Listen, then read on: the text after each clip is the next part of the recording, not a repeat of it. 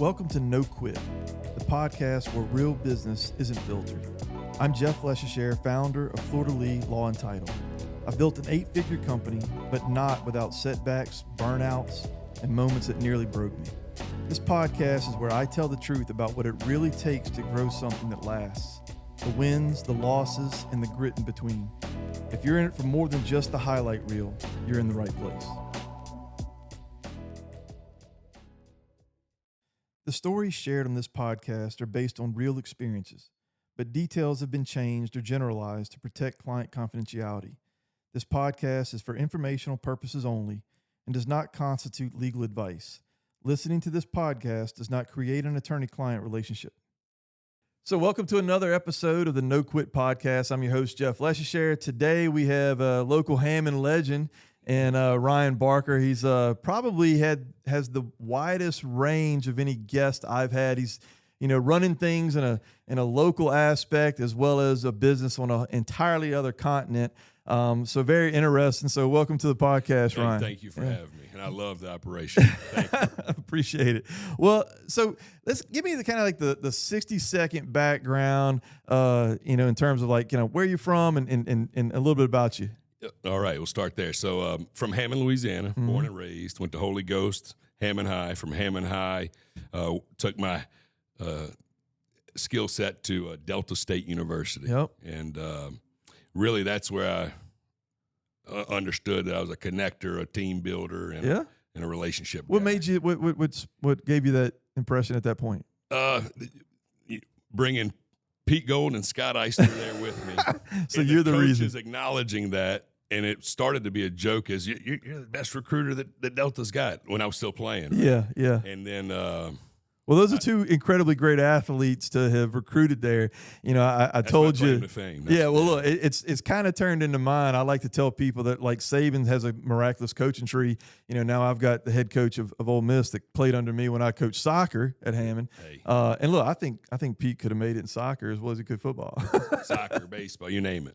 Swimming. Yeah. Although You I can do feel it like all. we called him Stephen more at that age. He was a sophomore in high school at that time, and not so much Pete. So it was developing. I heard people call him Pete, but I still referred to him as Stephen for the most part whenever. I think so, and I think most coaches, most teachers did. Yeah. And then it was, But I had known his older nothing. brother, and his dad was involved in sports, whether it was ref and soccer or whatever, and his mom teaching it at Southeastern. But so you're at Delta State. You're playing what, linebacker? Is that what you played, or defensive line? Thank or? you, though. Yeah? Thank you. No, I was a center.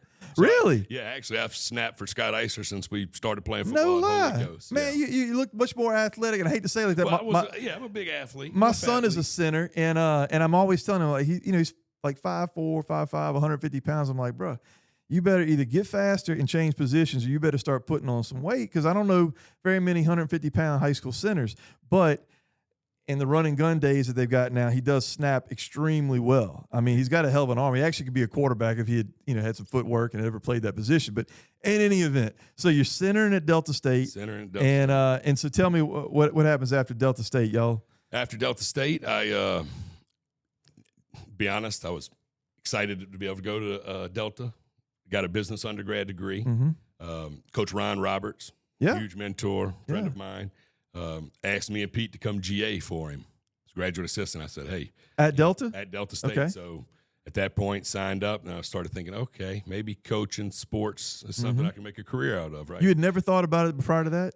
I didn't. Really? No, I always wanted business because I thought with business you can do, it's unlimited. Sure. So I thought I would be more in that field, right? And then once we started GA and seeing that you can truly make a difference on young men at that point, or men at that point, I realized light bulb went off. This is my purpose. Well, there's something about being around, younger, people as well, right? There's an excitement. Sometimes maybe they're naive, but there's an optimism a lot of the times. I mean, they got some negative younger kids, I'm sure, out there too, but athletes tend to like the competition and, getting hyped up for a game. And, Absolutely. It's all positive around that. We kind of talked about that as you were coming in today. So you G over there for how many years? 2 years. Okay. And actually was full-time coach for one. So spent 3 years there. Really? And just realized at that point that admire what they do. Clearly, I'm a football lover, believe in sport, believe it really molds and grows young men. but I thought I could take my ability to a classroom or to a school. My goal was to be a principal at first. Really? Yeah, I wanted to go be an elementary school principal because I thought, you can really mold. You have an intimidating voice for that job, I feel like.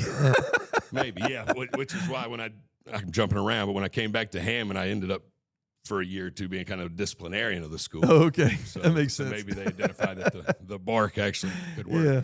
But so I wanted to change the world that way, right? I thought if I could take young children and mold and give them a positive outlook on life, and we could grow some children, be some productive citizens. That was the goal. Yeah. And actually pursued that. Actually, Coach Carmen Moore was still at Hammond High. Great coach from Hammond, yeah. Absolutely. Hired me on. Really fell in love with education, teaching. It's all the same. Coach and teach, same thing in my opinion.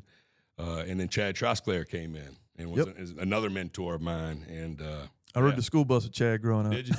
Yeah, man. Chad was great. He was great for Hammond High and great morale builder. Yeah.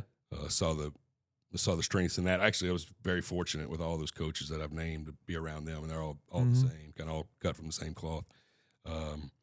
And you may keep rolling into. Well, I guess what I'm wondering there is like, so what was the transition to taking over hard and Chappapeela and all that stuff? I mean, was that something that was an opportunity that I know, congrats, it was your 11-year anniversary today, right? You were saying, which is interesting that we're having you on today, but I can't recall, is it older than 11 years or were you? It's 13. Okay. So it had begun before you got there. How did that opportunity present itself? Yeah, great question. So I was the athletic director at Hammond, and I was sitting in the Santa Fe parking lot. There was a Santa Fe restaurant? That's right. And I got in a call saying, hey, your name's being tossed around for Chappapeela Sports Park. Now, granted, I'd been back here for 2 years. Yeah. And I never heard of Chappapeela Sports Park. Okay? So I said, what and where is that? Yeah.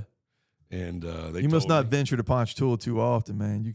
I just didn't. I lived downtown when I went back, and as far out as I would go is Hammond High, and I didn't really have to leave once I came back to downtown. So I just didn't go that direction and never heard about it, right? So didn't walk into the door of Santa Fe, got in the truck, hit the exit, turned off, drove up. The red gates were locked. I walked around them. Sorry. Walked the field. It was probably 9 o'clock at night. And wow. I just, I've got chills right now. Yeah. And I just thought, wow, what we felt like do. home. It felt like home. Felt like I want this job. What do I have to do? And we can really change some lives. And sports, in my opinion, is the carrot that you dangle to attract the children in, right? Sure. And then that's when you can really make the change and instill things. Well, I think it's interesting because, and I don't know if this is always your personality, but it's certainly come out to me already, and we've met a few times, but never, had very lengthy conversations, I would guess. And, but something I've noticed already is like, there's just an automatic, almost 100% positive tone in everything you say and how you're going about it. It sounds very, not aggressive, but like direct. Like there's a goal, it's like so I feel like that whether they know it or not, it must be translating to the kids pretty well. Well, thank you. And I'd like to think so. You got to set that clear mission, and it's always a mission above man, in my opinion. And once you see the vision and mission, and you get the vision, and you get the key players in place, it's you got to keep moving. Motion is everything, right? Yeah. You don't want to sit stagnant. So we set a goal, and we achieve it, and it's constant progress and update. Now we just have a phenomenal team that all. How big is that team? Because you've got a lot going on out there. I have to say this. When I started 11 years ago today, it was me and one full-time employee. Today we have 16 full-time employees. Yeah. And I'm sure it's everything from maintenance and the upkeep of the fields to helping organize tournaments. And it is. But to be honest with you, I didn't include the maintenance in that because we contract the maintenance out. Okay. So they're part of our team. Okay. We meet regularly, but it's a contract. That's a third so that's party. like admin. That's correct. Okay. That's admin, program specialist, janitorial. Yeah. We have a sponsorship division. We have about 9 different departments. Yeah. And then programs is the meat of it because we're here for the children. Sure. Right? Sure. The park was built to and so I know they got baseball and softball and football, soccer, basketball. What else is out there? So I'll start young. We have a Toddler Tots program. Okay. And also at CP Mitchell was another park that we've kind of taken over.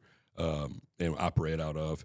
We have Little Legends, but it's very, very similar. So Toddler Tots is a program for 18 months to age 3. Good grief, really young. We partner with North Oak Sports Performance, and we teach the children basic fundamentals of walking, running, falling, how to get up properly, how to land properly from a jump. To 1 week is introducing them to a soccer ball. The next week's volleyball with balloons. I had no idea, yeah. So it's we look at it more of the child can interact, so some social skill development, follow instruction for the first time, have fun. The parents, we encourage the parents to come so that way they can learn what we're doing, take it back home, and continue to build these skills at home. Great bonding experience for parents and children. And we've got so many requests over the years about I have a two-year-old. What can we do? So we, Amber and I put our brains together and came up with this program. And obviously it takes partners and other people.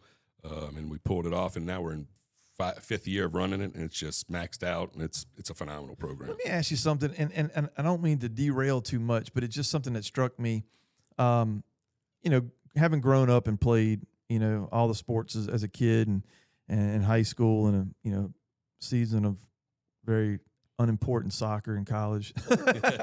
I feel like, as my kids have come up too, and none of them, were really, really into sports, not like I was, but there's a level of like competitiveness with the parents that I feel like is very different.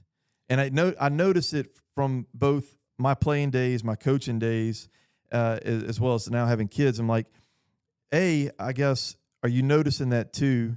And B, is that a small, like kind of subtle aspect of getting the kids in early as well? Because I feel like the parents need a little bit of training of like, hey, this is how we act at games. What a great observation. And Jeff Cooper is our chairman of our board, and him and I, he before he was a board member, he's played in our first baseball league that we offered, and we've always talked about the culture that we want to create out at Chappapeela, and a lot of it is, we have to coach parents, and this is not trying to put down on any parents, but I'm guilty of it, right? You see your child out there, you want them to do the best. That's not how I would have played it. Everyone, right, has that competitive spirit. So it was about kids first, keep it positive, encourage only. And it took, having to take security, you remove folks to say that this is how we're going to cheer on. Well, now there's even so we've created a culture to where I don't see it as much. Now I'm speaking about our Monday through Friday group. The weekends is a whole nother animal. Yeah. But that's there, and I don't know that you'll ever get that out. That's the thing. When you start to have the legislature have to enact laws on how parents are, what they're allowed to say or do in interacting with referees, even. Yes. And in the soccer world, coming up, it was like a lot of our games would have been reffed by, players not much older than us. And I would have a hard time as a parent, putting my kid out there to some extent, overly worried maybe. Maybe I'm just being overly cautious, but it is a little bit of a concern today. It's like it just seems so kind of unhinged at moments. The flip side of it too is like, I'm also the same guy that feels like we baby our children a little bit too much these days too. So, maybe it's a wash, but I just wondered if y'all did anything to have to, you said security, but did you feel like that helped? Did it absolutely. Yeah. No, that and just their presence. Our staff gets to know the patrons, our customers, our clients, our family, right? The Chap family. And that means something. When you walk up somewhere and you may feel a certain way, but you recognize someone that's a little bit harder to be you tend to change, right? And our people are genuine, and they know that we're there for the children. And we send out a ton of tips and reminders that, hey, this is about the child first. Yeah. Support this way, bullet points. And look, and this is not talking at everyone. It's just to maintain that level of sportsmanship and respect for the other team and your own child, really, because it's about them. Because we said we would. I did not want to get negative, but I will turn this into a positive. Is there's times you get those overly competitive parent, right, that sends the email, and you go obsessed. You investigate the situation, and the child's all smiles. The student athlete, it's not what I'm saying, And it's the way we handle it. It's kind of eye opening for both parties, and we build off of that. Yeah. So that does happen. But we tried to identify it and put some proactive measures in place And at the same time, too, I mean, to build that culture, to keep that culture strong about the kid first, right? how many children roll through there in a year in all the various sports? Brother, let's break this down. So through our 23 programs that we offer, we're servicing about 4,500 student athletes. Yeah. That's between Chappapeela, Z Murray now, and CP Mitchell. So even if you had 45 incidents, that'd be 1% of the. Yeah, and we don't have that many. Yeah, exactly. Yeah. So, and then now the weekends, Out of towners, we do our best to track the number of cars coming in. But if I give you the number right now, we're rolling 80,000 people in there a month. Good grief. During those, starting now, February, March, April, May, June. So that's turned into quite a revenue boom for the. We're the number one economic driver Really? in Tangipahoa Parish. I'd say the last 9 years, and fact check me. Really? But yes, sir. Well, that's impressive to know. So you kind of. Sports tourism is a big deal. Man. Yeah. And we put it this way. When I started, we had 7 events on the books. Today, at last 2020, we had 186 events on the book. And when you say event, like, so that's a baseball tournament, soccer tournament, anywhere from drone racing, dog competitions, Really?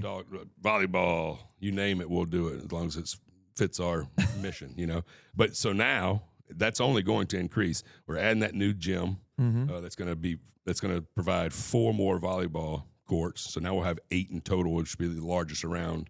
So now we can have larger volleyball tournaments. Yeah.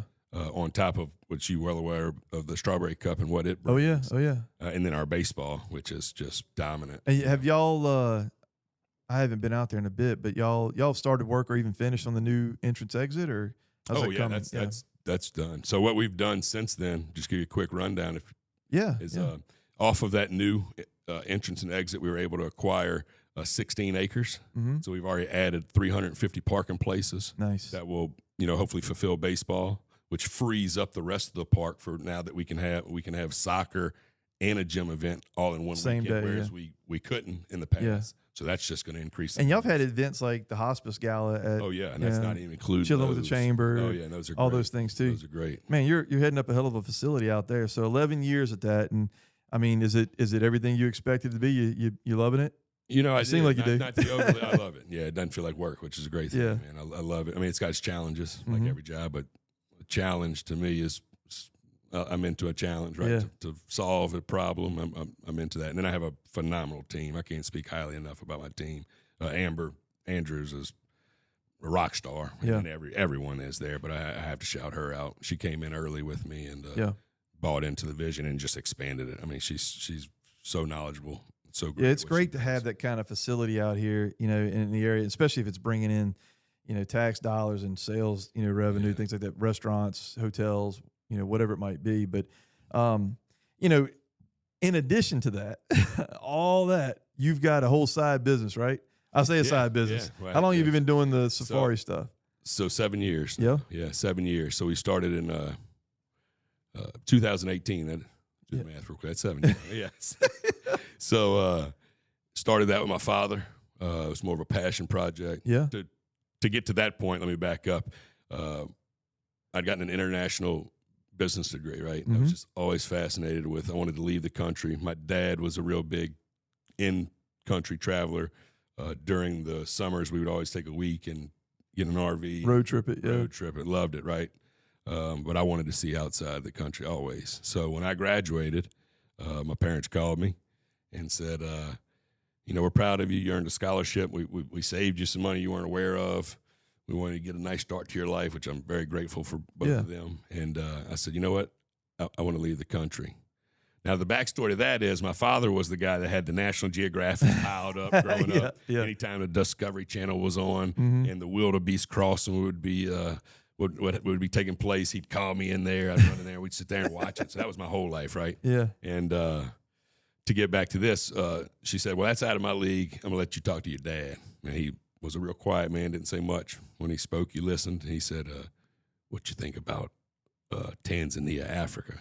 And at this point, was that what you were expecting? At this point, I'm like, how is that even possible? How do you do that, Dad? It wasn't 3 or 4 days later. Call me. check your inbox. Check my inbox. It's a 24-day itinerary to Tanzania, and it was 24 days. Yeah, 20. We went for a while, and it was the Ngorongoro Crater, the Serengeti, Mount Kilimanjaro, all of these places that I'd seen on television, read about, watched with my dad. Right? Yeah. I was like, man, yes, sir, please, let's do that. And so we went, and I fell in love with the country, the people, and then Saidi, who's my business partner. Yeah, so without him. So was that the first trip? Did you say, hey, I want to, make this a regular thing? I want to make a business out of this? Or is it like, how'd that come down? At that point, I just graduated, and I was like, and I told him forever, and it's funny because I can scroll back all the way on my Facebook that I started for him there in 2006 and look at our messages. And it was when I was teaching or coaching. I was like, I'm coming back to see your brother in some capacity, and so it was like, yes, I'm going to do something here, whether it's charity work, whatever it may be. I'm coming back here. I feel like I'm You just figure you bring some people with you. I'm too connected. I have to show my people from the new world, the old world, they have to experience this, So I was going to go back. And all that time passed, and in 2017, we were able to fly Saidi here and take him on a Louisiana safari. And we were on the way to an LSU baseball game, and he turns to me and he says, you think you want to go into business with me? I'm driving. I'm like, yeah, what we going to do? He says, well, a safari company. Jeff, I didn't watch one inning of that baseball game. I still have the wheels were spinning, huh? Oh, man. So what do we got to do? How do you do this? And so that was in April. My dad had just retired. The following day, my dad and Saidi were going to NASA, the Stennis. Stennis. And Saidi and I stayed up all night. I said, brother, tomorrow's your day to shine. You got to pitch it. I'll come in and back you, but it's got to come from you. Yeah, it's on you. Sure enough, he pitched it to him. Dad comes back on fire too. Huh? Doesn't say much. Remember that. He doesn't say much. But he looked in the rearview mirror. I'll never forget. I let Saidi sit in the front. He looked in the rearview mirror. He said, I'll think about it. To me, yeah, it's a victory. Yes. Yeah. Well, I didn't know it was a yes, but that we were. It really is amazing though to think. I mean, growing up in Hammond, your childhood was probably not too dissimilar to mine, and I mean, Africa and a safari seems so foreign. Like to this day, I'm hoping. I was trying to encourage my boys a few years ago, and they were still kind of young and not interested at that point. But I'd love to get over there and see that, but I just can't even fathom the logistics of starting a company that tries to function in two places like that. Yeah, that's a good and bad thing about me, right? Is nothing but the positive. I will find a way. I mean, that's something, and I will find a way. Yeah, and a lot of sleepless hours because they're 9 hours ahead, right? So yeah. I would get up at 2:33, and that's when I could talk to Saidi because he was working for another company at that point, and he was going to start his day. Yeah, so I'd have to get up so we can work for a few hours, and that was near about the same time I'd started at Chappapeela, So really burning the candle at both ends, really. I was getting after it. That's why I got this right here.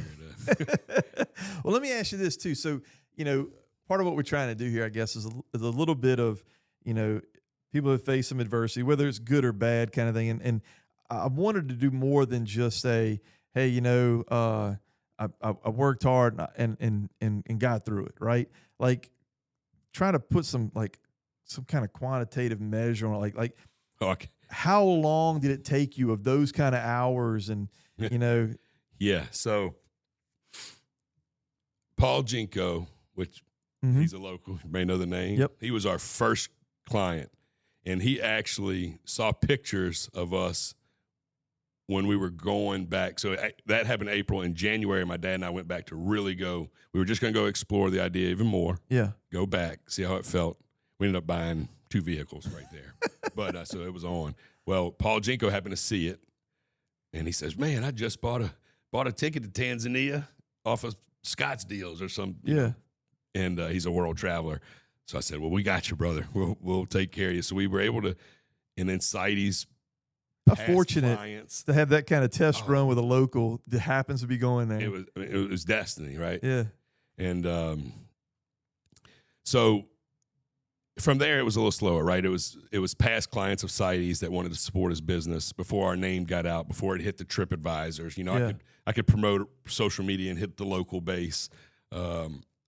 but I'm gonna get emotional talking about this, but the amount of locals that have gone to Tanzania strictly to support me and to go on a safari. Yeah, I mean, they get a lot out of that. That's absolutely has been incredible. And then it just word of mouth and it just spread. Yeah, because now go ahead. What I was gonna say is like to your point with the locals, that's the only reason that I would even contemplate even trying it, because I've got somebody that, even though I don't even know you all that well, but I can, you're tangible to me, right? And I know you're not some kind of scam artist that I can put some trust in, because I don't know anything about Tanzania. Right. No, right. And unfortunately, what we've heard over the years is it's the dark continent.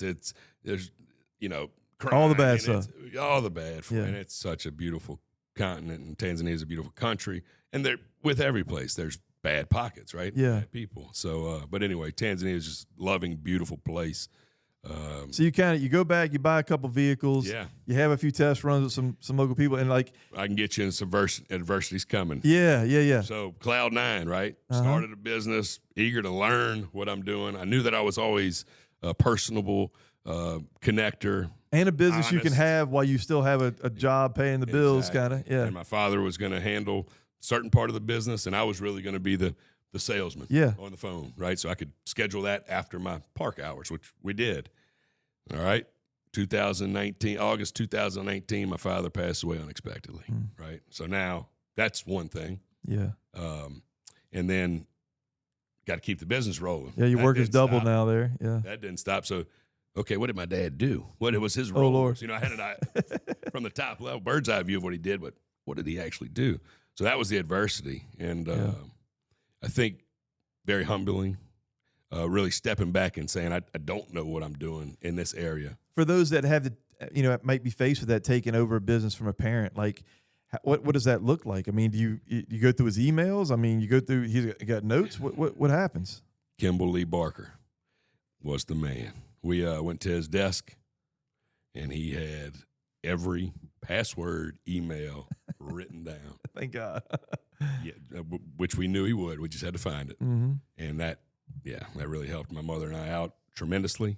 And, we were able to log in. I was able to seek out experts. I'm not a person who, if I don't know how to do it, I will connect and find the right person to do it. And I was able to do that and brought in some great team members that really, Dylan Wilkinson, I have to give him a shout out, really stepped up and helped me run it, really took over as my dad and get us to where we are today. Yeah. So that was challenging, right? And then COVID rolls around.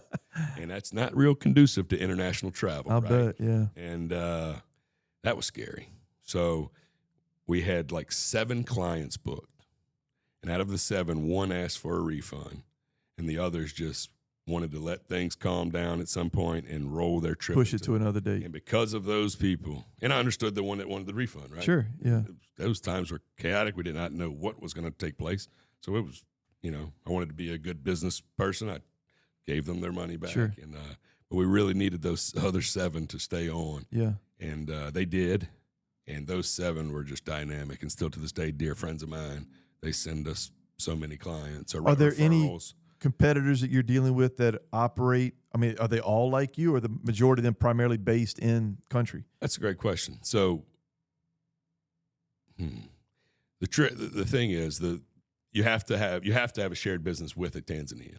If you're a foreigner, you can't go into Tanzania, and so you have to really trust your partner. Yeah, and well, they kind of need you too, because I imagine most of the people are coming from here. You got it, right? So it's once you establish that, and we're on the same page, we're not competing against one another, we're on the same team. Then that's when. But I mean, how much does it help too to have gone into a business with a guy that you met and got to know without that in mind, right? Right. Truly. So you can trust them because you were friends before you. Exactly. Yeah. And that's part of the experience as well. Is we provide 24/7 concierge. Once you land in Tanzania, our team picks you up, and we're with you. So you become really tight with your guide. Yeah. At that time in sight. So we were sighted for 24 days. Sun up to sundown. Oh wow, yeah, you're encouraging me even more to try to look back into this and do this, because those are the things that a person would normally be concerned with. Like, how am I going to get from the airport to wherever y'all are at?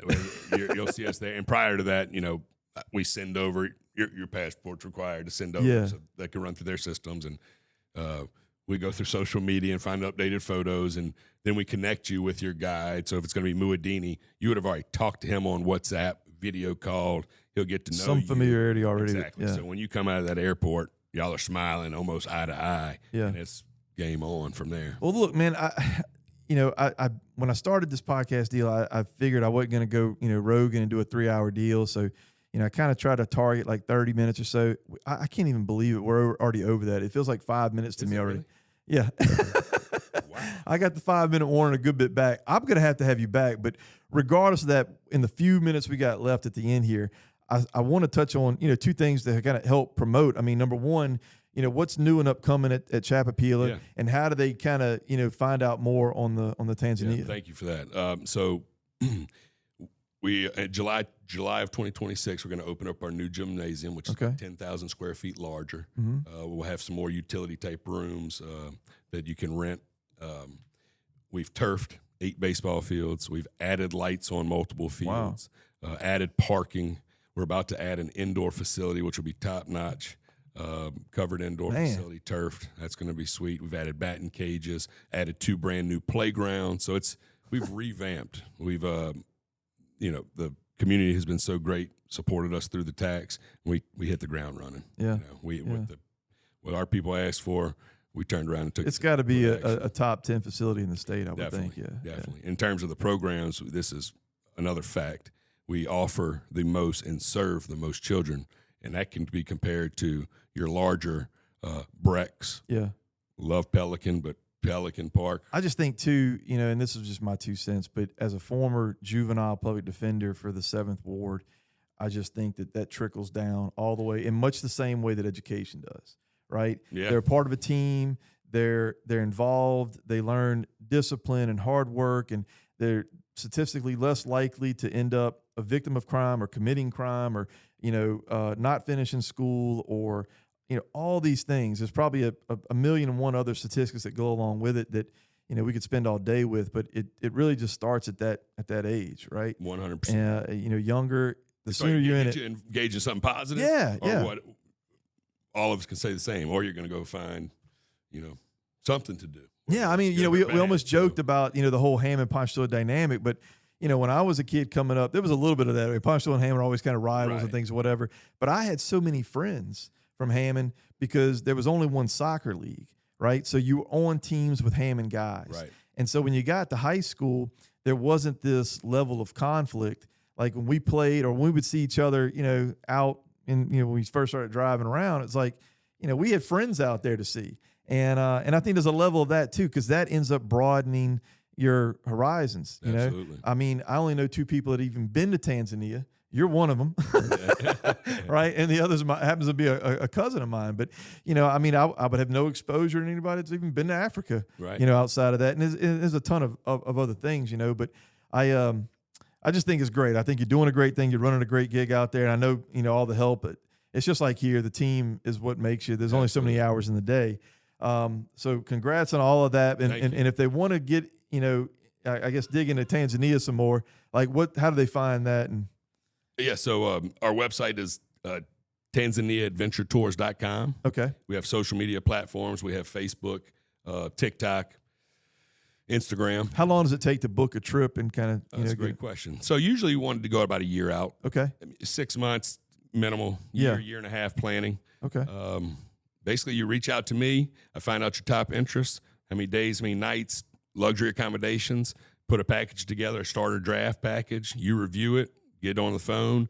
What do you like, what you don't like, tweak it until it's customizable. It's all your trip. Yeah. And once we agree on it, it's all. And I know we're going really over time, but this one is important to me. What's the food like out there? Because I have some picky eaters in the family. Yeah. Amazing. So a lot of our New Orleans stews, gumbos, red beans, that all derived from So it's real Zanzibar. similar? I mean, that's Spice Island. So all the spices that we use. So a lot of clean vegetables, fruits, obviously. You'll see them harvesting them as you're walking to eat dinner. They're growing the bananas. They're growing everything on site. And then they'll do a theme night. So it'll be Italian night at one of the lodges with traditional foods. Yeah. And then basics for chicken strips and French fries for children. See, I've got some picky eaters, and that was the thing that I had to. I'll put it this way. My first time when I was like, man, okay, I'm going to be able to lose some weight, right? Just ignorant, Yeah. thinking the same thing. Gain 10 pounds. Yeah, so you're going to eat, and you're eating good. Yeah. And it's Well, that all- sounds even it's better, all honestly. healthy and fresh, and you can taste that freshness. Well, awesome, man. Well, look, like I said, we're gonna have to you back. There's still so much more. I would love to dig into more of the playing days with Pete and Eister over there, and everything else going on, because you have such a dynamic, changing both your endeavors. I mean, I'm sure one year never looks like the year before. Never. So, but I appreciate you coming on. Absolutely. And Thank you for having me. it's been a great talk. Like I said, I wish we had more time, but we'll have you back sometime, Awesome. dude. Well, good luck and congrats, man. Thank you, brother. Thank you. That's it for today's episode of No Quit.